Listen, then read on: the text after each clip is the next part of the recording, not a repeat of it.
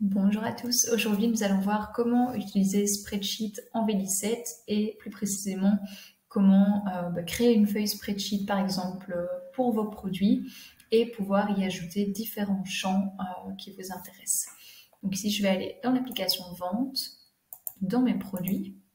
Donc c'est important ici d'être en vue liste et alors je vais pouvoir ici cliquer sur la petite roue des paramètres et faire feuille de calcul. Ensuite, je peux mettre insérer liste dans la feuille de calcul. Donc ici, c'est vraiment important d'être en vue liste. Vous voyez que si je suis en vue Kanban, par exemple, je peux avoir un lien vers le menu dans la feuille de calcul, mais je ne peux pas insérer mes produits dans une feuille de calcul.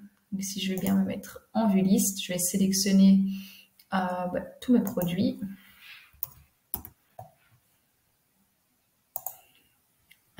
Ah oui, non, pardon. Et je vais juste faire feuille de calcul, insérer dans la feuille de calcul. Et ici, je vais mettre donc le nombre de produits que je veux insérer dans ma feuille spreadsheet. Et donc ici, j'ai bien tous mes produits qui sont repris.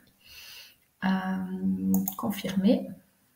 Donc vous voyez que automatiquement, Odoo va m'ouvrir donc une feuille de calcul. Donc ça fonctionne vraiment comme un Excel que je peux renommer.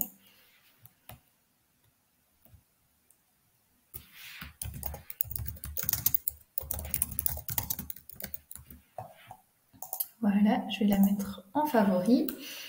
Et ici, pour la petite explication, donc vous avez toute la partie header. Donc ça, c'est vraiment le titre de votre colonne. Donc ici, vous voyez les formules que Odoo utilise. Donc ici, moi, je vais juste supprimer les colonnes dont je n'ai pas besoin. Hop. Voilà. Et alors, je vais aller rechercher les informations supplémentaires que j'aimerais retrouver qui ne sont pas disponibles ici. Donc, par exemple, je vais aller dans mes produits, hop. Et imaginons que je veuille rajouter la taxe qui est définie sur mon produit. C'est très simple en fait. Je vais juste copier la formule ici pour le header. Hop.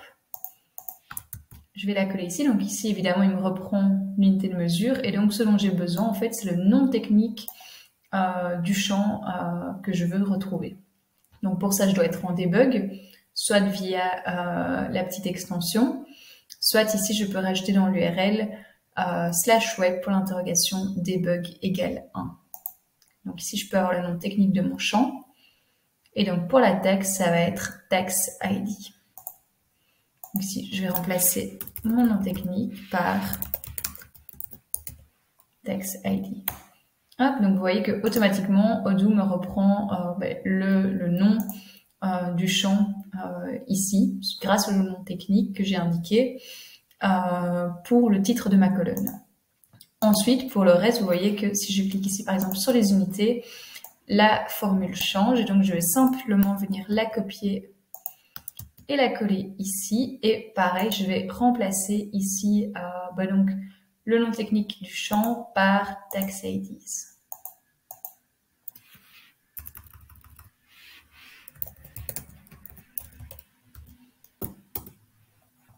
Alors, est-ce que je me suis trompée dans le nom? Oui. Vous voyez que c'est important que le nom technique soit bien correct pour qu'il puisse retrouver l'information. Donc ici, il ne trouve rien, mais si j'étends ma formule, voilà. Donc ici, j'ai étendu ma formule à tous mes produits et donc vous voyez, pour la majorité de mes produits, ma taxe est à 21%.